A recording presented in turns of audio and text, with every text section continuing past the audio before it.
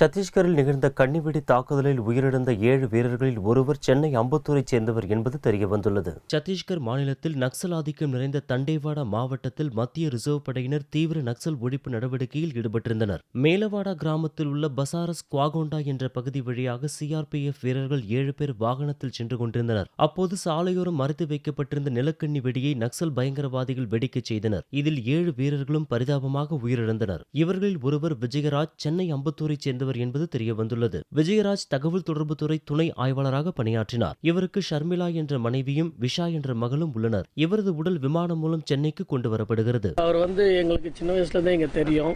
அவர் நல்லா அன்பா எங்க கூட வரப்ப எப்பெல்லாம் இங்க சென்னைக்கு வராரோ எங்க கூட பழகுவாரு. அவங்க நல்லா ஃப்ரெண்ட்லியா எல்லாருக்கிட்டையும் சிஆர்பிஎஃப்ல இருக்கிறதுன்னு இல்லை, அவர் மற்றபடி எங்கள் கூட ரொம்ப சோஷியலாக எல்லாம் பழகக்கூடியார். இப்போ அவரோட இந்த இந்த பாம் பிளாஸ்ட் இது கேட்டு நாங்கள் இந்த ஏரியாவே ரொம்ப சோகத்தில் இருக்குது. பிஃபோராக ப்ரிகாஷனரியாக ஆக்ஷன் எடுத்து இது மாதிரி வராமல் ஸ்டாப் பண்ணோம். இப்போ பாருங்கள், அவர் ஒருத்தர்னால அவங்க ஃபேமிலி இன் ஃபியூச்சரை நீங்கள் பார்த்தீங்கன்னா ரொம்ப கவலையாக இருக்குது. அவருக்கு பொண்ணு இருக்காங்க. அவங்களுக்கு அவங்களோட ஃபியூச்சரை யோசிச்சா ரொம்ப கஷ்டமாக இருக்குது.